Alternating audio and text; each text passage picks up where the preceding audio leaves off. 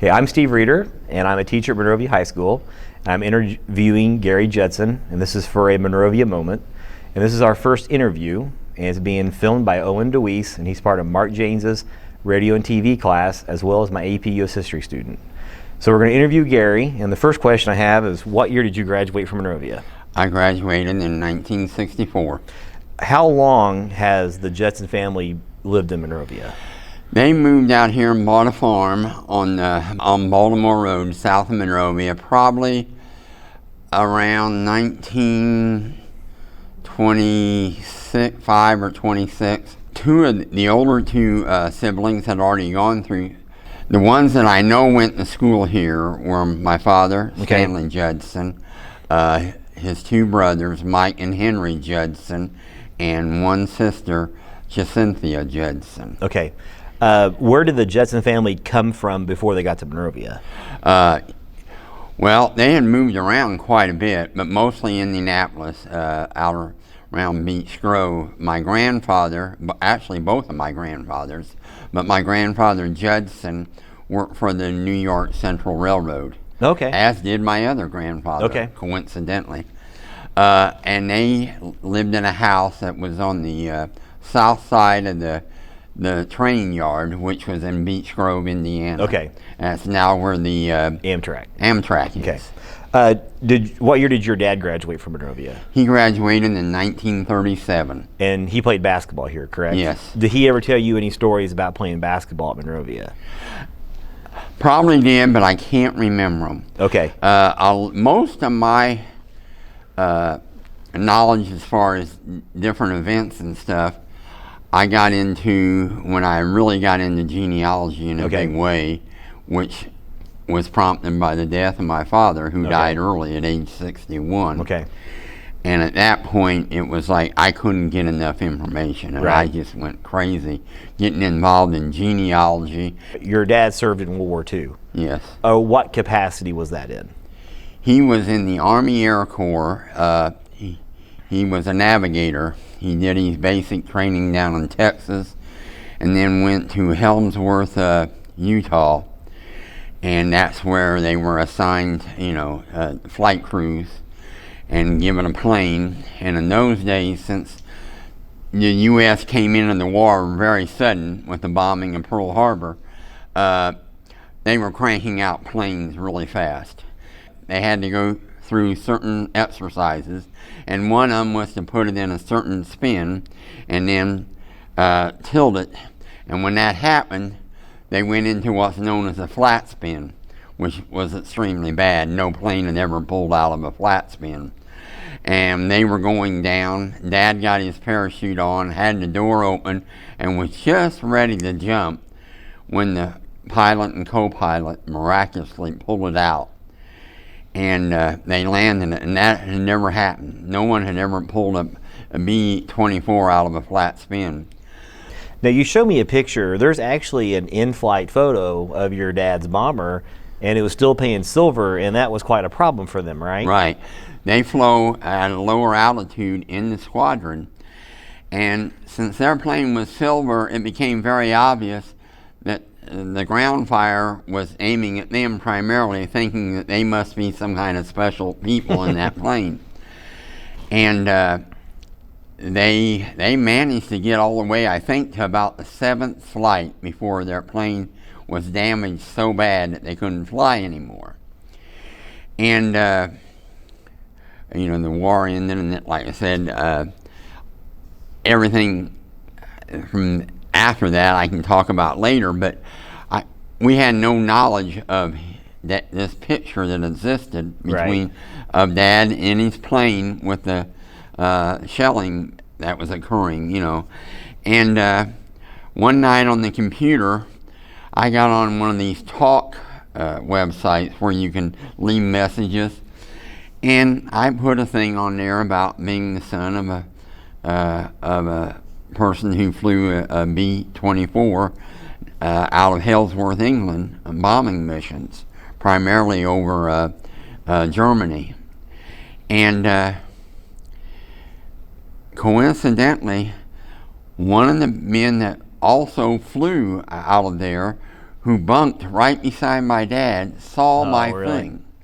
He didn't know enough about computers to respond or anything, so he called his son and said, would you get a hold of this guy and see if we can hook up, which he did, and we hooked up and talked to him. Very nice fella.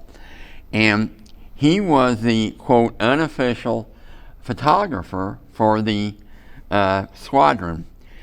He told me, he said, I've got a picture that you will not believe. He said, we were flying in formation, one of our first flights out, bombing missions, and I took a picture of your dad's plane in the squadron with all the ground fire going off around it. And he sent that to me. Yeah. Now, when your dad got out, what was his rank? Wow, I know it, but it's not coming. He was a second lieutenant, maybe? I think he was a second lieutenant, yeah. And what took me a minute, because I know other people that I've talked to since, and I know their ranks, but I'm pretty sure he was a second lieutenant. Now, your two uncles also went to Monrovia. Right. Now, they were on the 42 sectional basketball team. Do you have any stories about them? Yeah. Yeah, when they went to Monrovia, they were on the 42 team that won the first sectional. And what had happened, my father had graduated, and my aunt had graduated, and the older sibling was on the farm with his wife. They were given the farm by another relative who paid it off for them down on Baltimore Road. So the two brothers, they didn't want to be infringing on their older brothers and his new wife. They lived in Monrovia in that little house on the north side of the street, right beside where Gilbert Bias's barbershop used to be. And their coach, and I'm pretty sure it was Henry Potter, Hank Potter they called him, was worried about them because they were good players, and he wanted to make sure, they showed up every day at Friday so they could play ball Friday night. So he was going there almost every day to check on them, make sure they were staying out of trouble, and make sure they were getting to school on Friday. Because they were living there by themselves, right? Right. Okay. And then Uncle Hank graduated, that left just Mike, and they didn't want to pay the rent for just him. So he went and lived with his older brother John and his wife Loretta on the farm down on Baltimore for his senior year. So you went to Monrovia all the way through. Right. So you were... For fourth and fifth, I had Virginia Jett, who lived across the road from our farm on Bunker Hill Road. And then in the sixth grade, when I came here, I had Mr. Fincham. Virginia Jett is really kind of a legendary alumni because she had done so much, and she's in the Alumni Hall of Fame. What can you tell me about Virginia Jett? Virginia, she was an extremely nice teacher, really good. And of course, this was in a different era than today's era. Right. And during that time, Virginia, on a trial basis, took in a boy from boys' school to see about possibly adopting him. Yeah. And it didn't work. I lived across the road from him, so I saw him even in the evenings, and he got along with me, but he was pretty rough. Yeah. And he wouldn't play sports right and everything, and so it didn't work out. She didn't adopt him. Now, you went to the old school. Do you have any stories about going to high school in the 1912 to 1967 building? Yeah, the two big ones. One was the rec room. I didn't realize, and my classmate John Dowden, who went to college with me and we were roommates, did not realize until we were at college, sitting around in the dorm room with a bunch of guys from other schools talking about our high schools. And John and I kept talking, telling stories about it, a lot of which involved the rec room. And we saw the guys looking at each other, and finally one of them said, "Hey, you guys keep talking about a rec room. What exactly is a rec room?" And we said, "Well, In our building, it was the building down in the basement where you had the candy store, you had the Coke machine and the jukebox, and you had chairs sitting around and you can dance, and you had the ping pong tables. They all looked at each other and said, "Are you kidding me? This was in a school?" And there was like 9 guys there, and none of them had ever heard of such a thing. And we just thought every high school had a rec room, you know. And you said that you think that the kids at Monrovia were a little bit closer. Oh, yeah. Because you had that. Well, first of all, the building was very small, and we were bulging, and when the bell rang for classes, we literally walked down each hallway like this because you were that close. Yeah. But we were also together in the morning. We danced, and, you know, we intermingled down there, and then I don't know the whys or wherefores, but I know that going through grade school, when I was in the 4th grade, I was also with the 5th grade. We were together. And then when I was in the 5th, I was with the 4th. So the kids ahead of me, like Donna Marley McPhail, you know, she was a year ahead of me. Holly Hadley Satterley, she was a year ahead of me, but they were in my class. And the kids behind me, Vicki McCracken, Kenworthy, and Jerry Pfeiffer, we were in the same class. So by the time you got up, and here again the classes were small, I knew everyone in high school. Right. I mean, almost on a first name, really friendly basis. You'd have 2 or 3 in each class, and I wouldn't know that well, but other than that, I knew everyone very well. And the basement was the gym until they built the community center downtown. And you had mentioned before, like, the wall was out of bounds, correct? Yeah. Later, when I was doing research on the school, I found out, you know, for us, it was a rec room, you know. Prior to that, it was our cafeteria. And then in the old days, way back, going back to Iris Fisher, Branch McCracken in those days, the girls, especially, I know, used it to play basketball down there.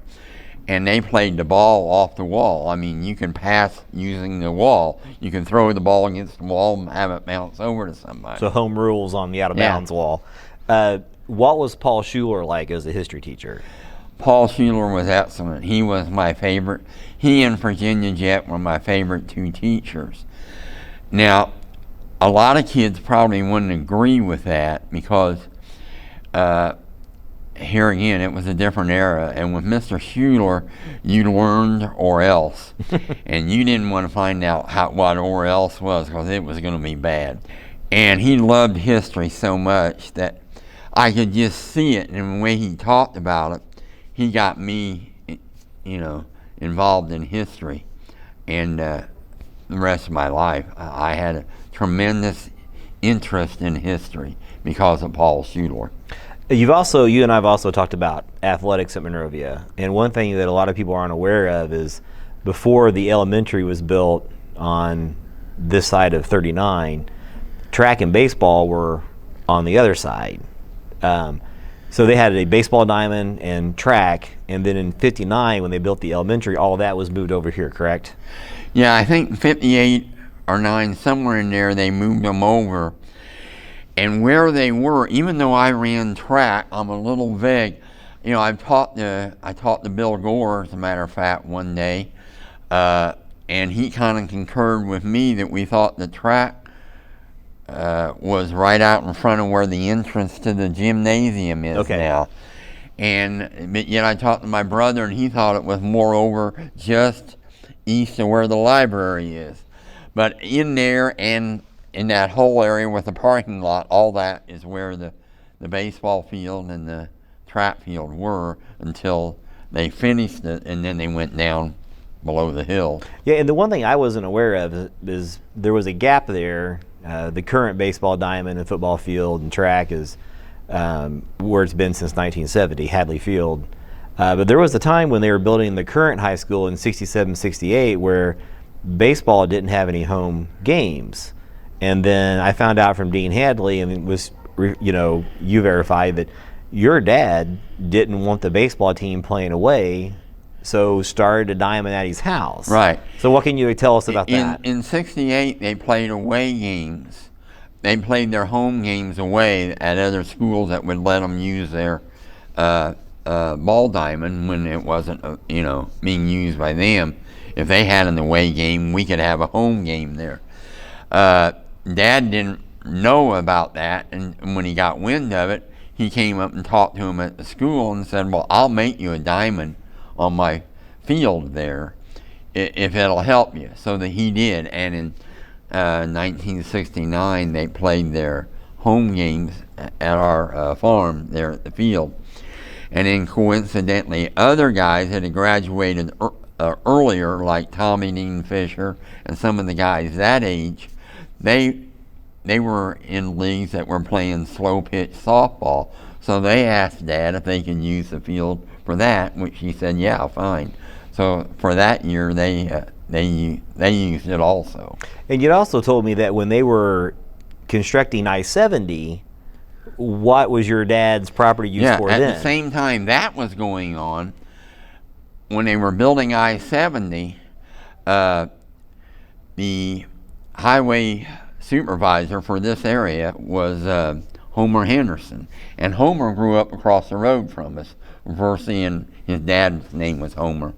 So he talked to Dad and said, look, I need somewhere where we can assemble guardrails and lay out inventory, for different signs and other things when we're building this area, like from Brazil all the way up to 465.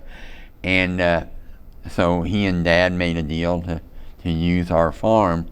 So from behind our house to the barn, I'd come home from Cincinnati and it looked like I had driven into some company, So that was a pretty busy time on the farm for Dad. Well, I was gone, which I was the primary farmer person. When I went to college, he asked me if I wanted him to save all the farming stuff until I got out. And having gone through school, and I had a great childhood, but other kids were sleeping in till 7 o'clock in the morning to get up and go to school. I was up at 5:30 out feeding livestock, and working for an hour and a half before I came in and ate and got ready for school. I'd pretty much had it with that lifestyle for a while. What was it like going to basketball games in the old gym in the 60s? That was just so much fun. It's hard to tell you what it was like and to have you feel that, because the gym was packed every game. I mean, it was standing room only, and it was in town, and it was just loud because the building wasn't just big enough to hold the bleachers that were on each side. And there was about 12 rows on each side, the length of the court, and on the one end it was just a wall and then a stage at the other end. And wow, it was loud and so much fun. Did they, when you were in school, were they having the fall carnivals? Yeah, the fall carnival at the old gym was just crazy wild. And especially one year, I don't know who in our class got the bright idea of building a flat board. We put it on sawhorses with a maze in it.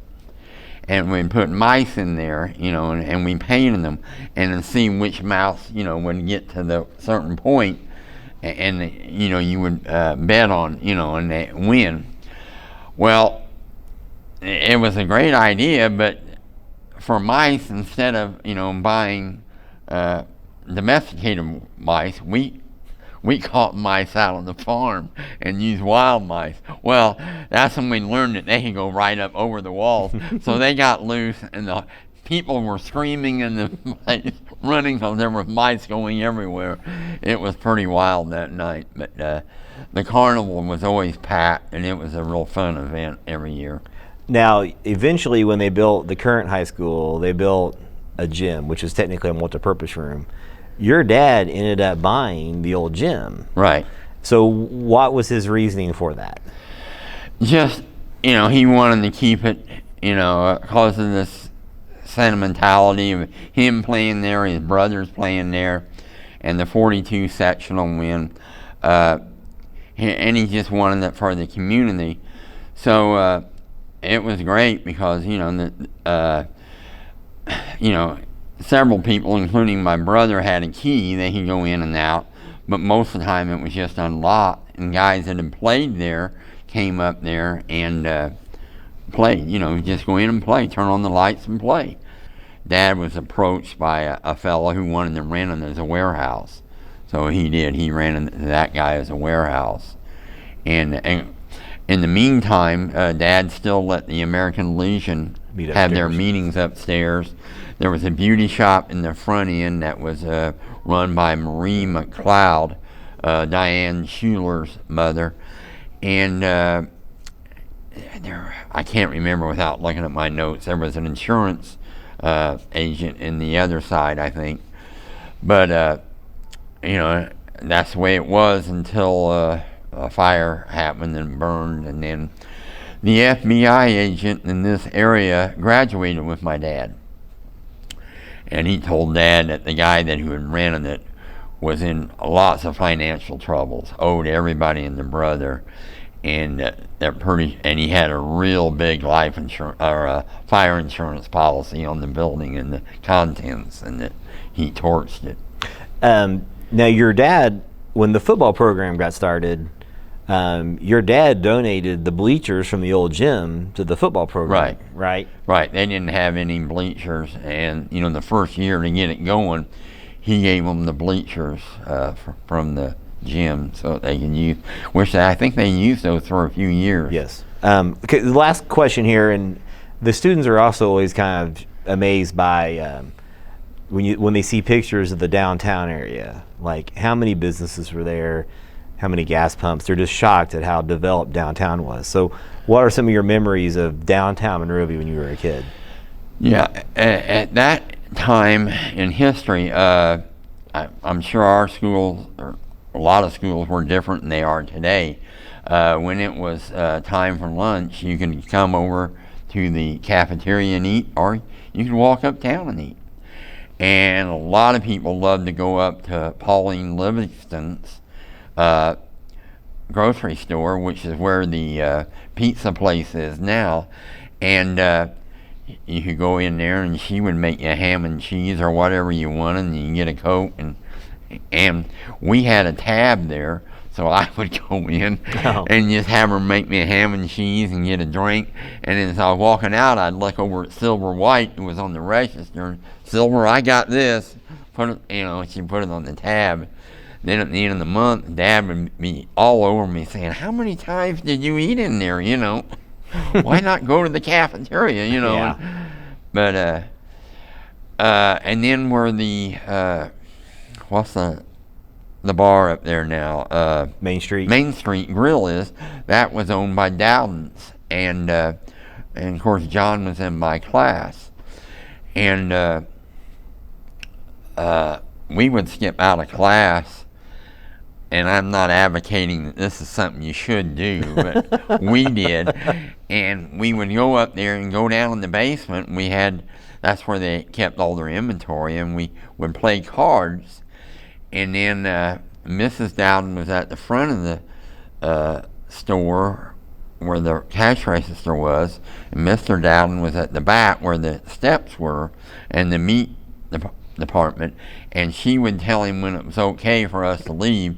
He would pull the rope and ring the bell down there, meaning it's safe to come out, we can go, And so we would do that sometimes. Was the Bateman restaurant still in Monrovia at the time, next to Dowden's? No, there was, where the cafe is on the corner now, there was a hardware that was run by Peach Bray and his son, Bob. And where the pizza place is now was Dorothy White's restaurant, and man, that was where everybody went after the basketball games. It was a great restaurant. It had a real long counter, and you get milkshakes, hamburgers, and fries. It was packed after every high school game. And then there was the barber shop, which was owned by Rex. I think his last name was Early, and the other guy, who I can't remember his name now, worked for him, and then he took it over. Was it Bias? Yeah. Gilbert Bias? Gilbert Bias.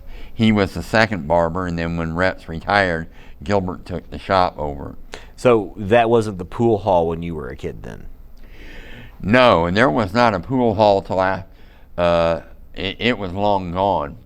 And according to my Uncle Hank, who went to the pool hall daily and became a very good pool player, it was over where Kenworthy's shop is, or was. Oh, it was J&J Hardware, and then they yeah, put the pool hall in. Right. Okay. And of course, there wasn't, the post office was built there, and the bank was on the corner where there's a gold shop there. Coin shop. Yeah. Was it Fincham's Restaurant or Old Brick Cafe when you were in school? Well, where that apartment building is, and now there's another barber shop there. A restaurant came in there, and I don't know if that was owned by Fincham's or who. Okay. But so for a while we had two restaurants there. So by the time you were in high school, the sandwich shop on the corner was gone. By the Phillips gas station, there wasn't a sandwich shop on that corner by that point? In between where Piper's the gas station was and Marley's on the corner, there was a sandwich shop. No, I was there. That was there when I was in high school. I don't know if it was there all 4 years. And the Day family ran it for a while. I don't know if they ran it the whole time. But it actually had a dance floor in the east end of the building. And that was a fun place to go to. Downtown Monrovia was just a fun place. Going to school in that era, it was... there was 2 or 3 restaurants, and both the gas stations. Clyde Marley ran the one on the corner. Jerry Piper's dad owned the other. Dawson Piper owned the one, and it was a fun place. Going back to the school in the old building, the other thing that I'd forgotten to mention at the time was, when I took chemistry there, I'm pretty sure we set a record, not only for the county, but for the state, maybe in the country, having the most catastrophes on every single chemistry experiment we did. We did one where we were making a bomb out behind the backstop of the baseball diamond, which was just supposed to blow a big hole backward. Instead, it blew up the backstop, which made the baseball coach extremely unhappy. The other, we were, and I can't think of the chemicals where you expose it to air, and it starts making fire and it jumps around. And one student was giving a fire extinguisher to hurry up and put the fire out, because there was going to be multiple fires. Well, when he went to do it, he tripped and fell, and he locked the thing on, and it went rolling, and the stuff was coming out of the fire extinguisher. Nobody could get to it, because by that time you couldn't breathe. They had to evacuate the building. And another one was actually my fault. We were doing sulfuric acid. And with the guys like myself that were in the class, I was amazed that Mr. Crott was actually going to pass around a test tube full of sulfuric acid. And of course, he talked to us for 10 minutes about the dangers of it, and how it would eat holes in anything. And when he got done talking, he walked over to me, and by that time I was nervous as could be. And he reached out with the test tube to hand it to me, and I started to reach for it, and I was so nervous, my palm was sweaty. I thought, I'm going to wipe my hand off. When I pulled my hand back, Well, he let go of the test tube. It fell on the floor, broke. I jumped up real quick, raised my feet up, but it splashed all over the floor, his pants, and his shoes. It ruined his pants and shoes and 8 holes in the floor. And then we made a fire extinguisher outside, which turned out all right, but a friend of mine, Mike Ellsroth, who came here in the 7th grade from Hall, was holding it. And the hose on this fire extinguisher was about that big around the hose. It blew up to be that big. We all thought it was going to explode in his face, but he held it and kept it. But every one of our experiments didn't go exactly like they were supposed to go. Well, that was our final question here. So I would, again, like to thank Gary Judson for being our first interview for the Monrovia Moments. Thank you.